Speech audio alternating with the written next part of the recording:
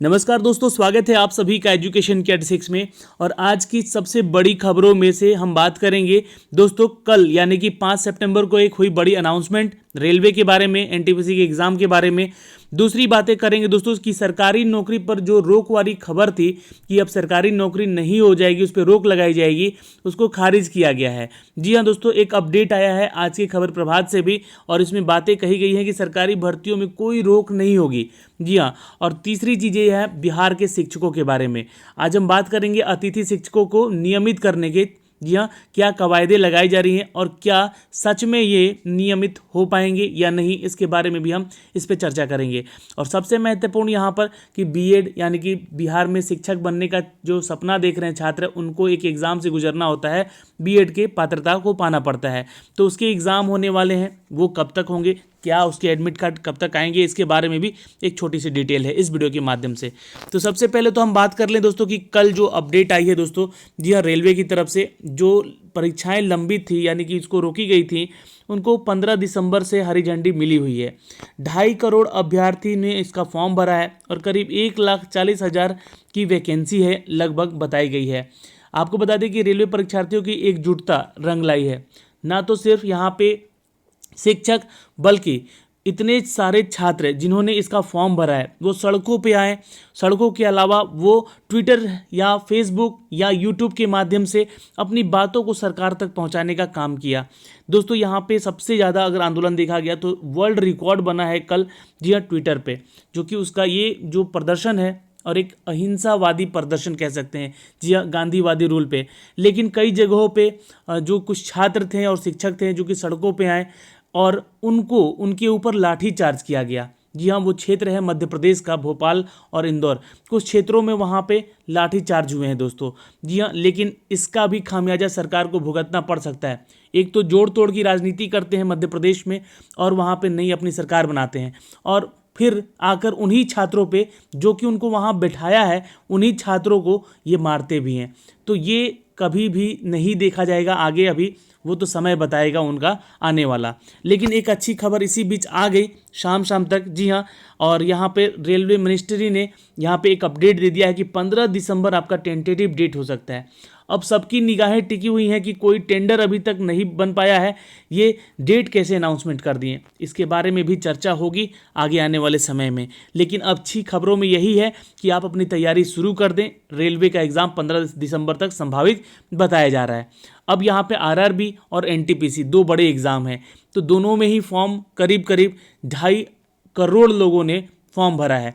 तो इसका एग्ज़ाम लेना भी बहुत एक चुनौती होगी सरकार के लिए, लंबा समय लगेगा, और लंबा समय लगेगा तो लंबा ज्वाइनिंग का डेट भी जाएगा। तो ऐसा ना हो, सरकार से बस इतना ही मांगे कि अपनी जितनी भी बातें हैं वो सामने एक पेपर में लिखित दें कि हम इतने दिनों तक, इतने समय तक ये पूरी बहाली की प्रक्रिया समाप्त कर लेंगे, ज्वाइनिंग तक करा देंगे। ये एक और मांग यहाँ पे उठ रही है छात्रों की। तो ये एक अपडेट था दोस्तों, रेलवे से रिलेटेड जो भी अपडेट थे यहाँ पे मैंने आपको बताया। दूसरा अपडेट है दोस्तों सरकारी नौकरी की भर्तियों को लेकर। जी हाँ दोस्तों, कल बहुत ज़्यादा वायरल हो रहा था एक न्यूज़ कि अब सरकारी भर्तियों पर रोक लगाई जाएगी। तो यहाँ पे एक नई दिल्ली से ही अपडेट आ रही है दोस्तों कि सरकारी भर्ती पर कोई अब रोक नहीं है, पहले की तरह ही भर्तियाँ यहाँ पे ली जाएंगी। और ये अपडेट भी आज के खबर हिंदुस्तान से आया है और प्रभात खबर में भी इसको अपडेट किया गया है। वित्त मंत्रालय ने शनिवार को कहा है कि भारत सरकार के किसी भी पदों को भरने के लिए कोई रोक नहीं लगाई है। हो सकता है कि वो जो न्यूज़ आया था वो बस पेपर के माध्यम से आया था, उसको खारिज किया गया है यहाँ पे पेपर के माध्यम से। सरकारी एजेंसियों जो हैं जैसे कि SSC, UPSC, railway recruitment board आदि के जरिए भर्तियों को पहले की ही तरह यहाँ पे ली जाएगी। दोस्तों मंत्रालय ने कहा है कि 4 सितंबर, देखिए 4 सितंबर को जारी एक व्यय परिपत्र पदों के निर्माण के लिए आंतरिक प्रक्रिया से संबंधित है ये, और यह किसी भी तरह से भर्ती को ना तो प्रभावित करती है और ना ही इसको रद्द करता है। इसलिए सरकार ने शुक्रवार को सभी मंत्रालयों और विभागों से गैर जरूरी खर्चों को कम करने को कहा था, और उस बात को यहाँ पे नौकरियों को कम करने की बातों से जोड़ा गया। इसमें मंत्रालय ने आयोजन में कटौती करने की और छपाई के लिए आयोजित कागज का इस्तेमाल करने की भी सलाह दी थी। तो ये एक अपडेट था दोस्तों जो कि प्रभात खबर से मुझे आज मिली है, जो कि मैं आप तक शेयर कर रहा हूँ। तो ये एक कहीं भी यहाँ पे अपडेट नहीं दिख रहा है कि सरकारी नौकरियों पर रोक लगाई जाएगी। तो ये एक अपडेट है। अब चलिए रुख करते हैं बिहार की तरफ। तो बिहार से जो खबरें आ रही हैं दोस्तों, उनमें सबसे पहले खबर बीएड एग्ज़ाम को लेकर। जी हाँ दोस्तों, बीएड में नामांकन के लिए 22 सितंबर से आपका ये प्रवेश पत्र जारी हो जाएगा दोस्तों। तो डेट याद रखिएगा, और 15 से डाउनलोड कर सकते हैं आप अपना एडमिट कार्ड। तो यहाँ पे प्रवेश परीक्षा होगा आपका 22 सितंबर से, और 15 तारीख से, यानी कि 15 सितंबर से आप एडमिट कार्ड डाउनलोड कर सकेंगे। अब यहाँ पे एक खबर है कि आपको डाउनलोड कैसे करना होगा, तो मैं आपको बता दूं, और वो कौन कौन से क्षेत्र होंगे जहाँ पे आपका सेंटर जा सकता है। तो देखिए, जो प्रदेश है बिहार प्रदेश, वहाँ पे बीएड कॉलेज में नामांकन के लिए 22 सितंबर से होने वाली एक संयुक्त परीक्षा की तैयारी, जो कि बहुत दिनों से यहाँ पे बाधित थी, और नोडल में तेज कर दी गई है इसकी। परीक्षा सुबह 11 बजे से लेकर जी हाँ 1 बजे तक की जाएगी। परीक्षा केंद्र जो है, परीक्षार्थी जो है थर्मल स्कैनिंग होगी। परीक्षार्थी को मास्क पहनकर अपने सेंटर पर जाना होगा। अपना बोतल खुद लाना होगा, पानी वगैरह पीने के लिए भी। आवश्यकता अनुसार ही सैनिटाइजर यह करते रहना होगा।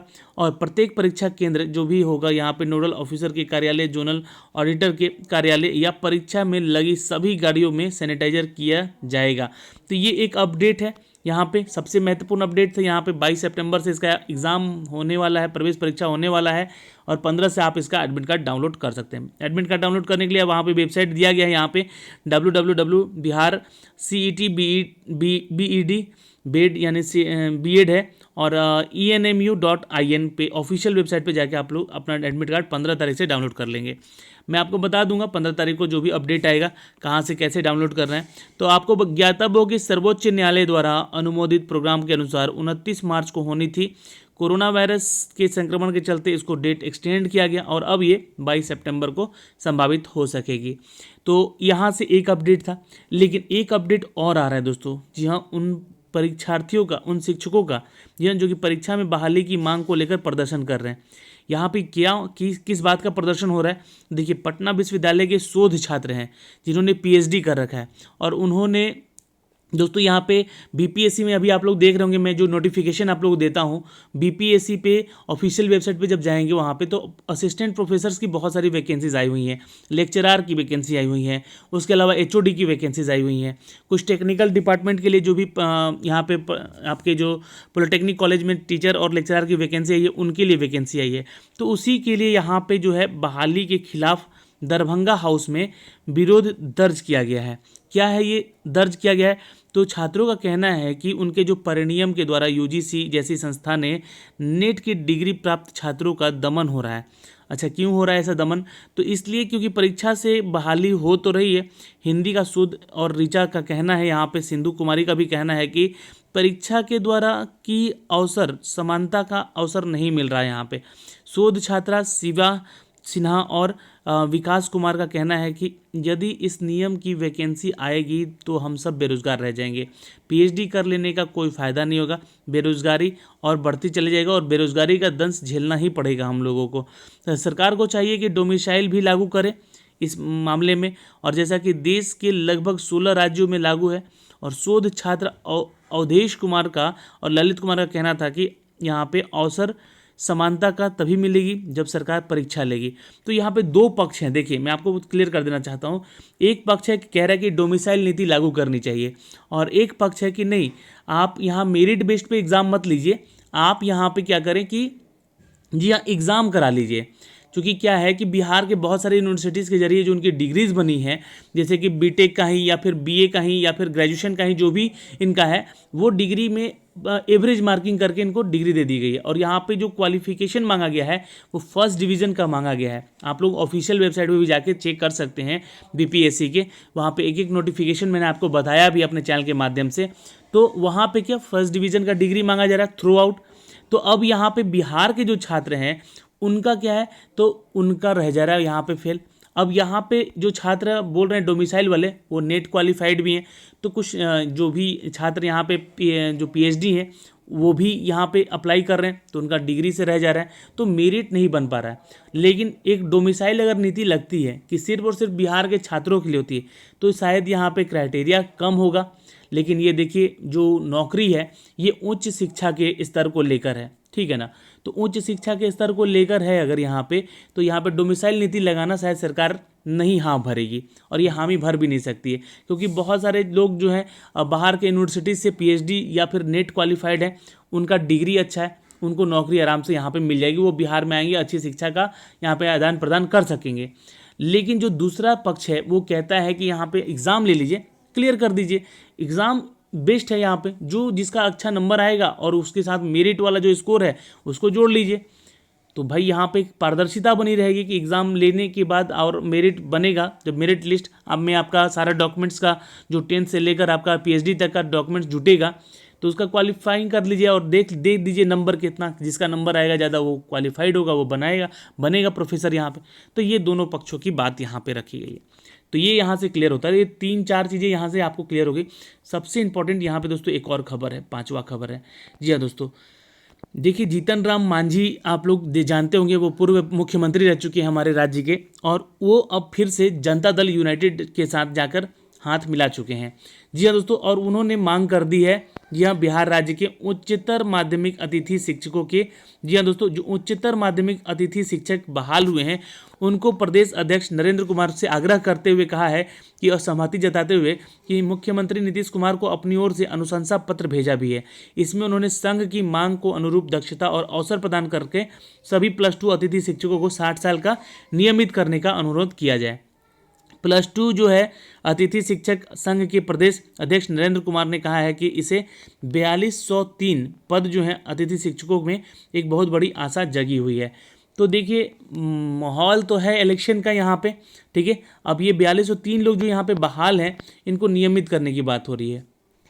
तो अभी तो बहाली जो है पिछली जितनी भी हैं शिक्षकों की, वो अटकी पड़ी हुई हैं, ये इनको नियमित और कर दें तो अब सरकार पे बर्डन बढ़ेगा। तो ये लोग सिर्फ और सिर्फ यहाँ पे जी हाँ छात्रों और यहाँ पे शिक्षकों और नौकरियों के प्रति एक राजनीतिक पहलू को रखते हैं। यहाँ पे अगर करना ही था तो आज इनकी आंखें खुली है। जनता दल यूनाइटेड में घुसने के बाद ये सवाल पूछेगा बिहार का हर छात्र, जी हाँ, कि आज इनकी आंखें खुली हैं क्या, कि अगर इसमें जाके इनको नियमित करने की, ये 5 साल से कहाँ थे, जब सरकार में भी थे तो अपने सरकार में क्यों नहीं इन्होंने इस मोटिव को रखा, और अब ये फिर से जाके वहाँ पे ये नाटक दिखला रहे हैं। तो खैर ये हमें इनसे मतलब नहीं है कि यह क्या करेंगे क्या नहीं करेंगे।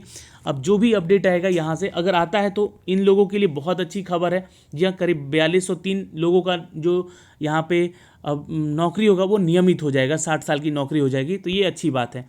सबसे पहली बात तो कॉन्ट्रैक्ट बेसिस जॉब हटा ही देना चाहिए। बिहार में छोटा सा राज्य है, अब यहाँ पे जो लोग सरकारी नौकरी के लिए तैयारी करते हैं और जो लोग यहाँ पे टीचर बनते हैं तो उनको तो कम से कम नियमित करें सरकार। यहाँ पे कॉन्ट्रैक्ट बेसिस पे क्या होता है, कोई डिपार्टमेंटल एग्ज़ाम तो है नहीं, या डिपार्टमेंटल तो कुछ है नहीं, ये तो एक संस्था है, एक शिक्षा का संस्था है। यहाँ पे आपको परमानेंट ही जॉब देना चाहिए किसी को भी, ताकि वो उसका भी लाइफ सिक्योर हो सके और मन से वो पढ़ा सके, उसको डर ना रह सके अंदर से कि मैं कॉन्ट्रैक्ट पे हूँ, मुझे हटा सकते हैं लोग।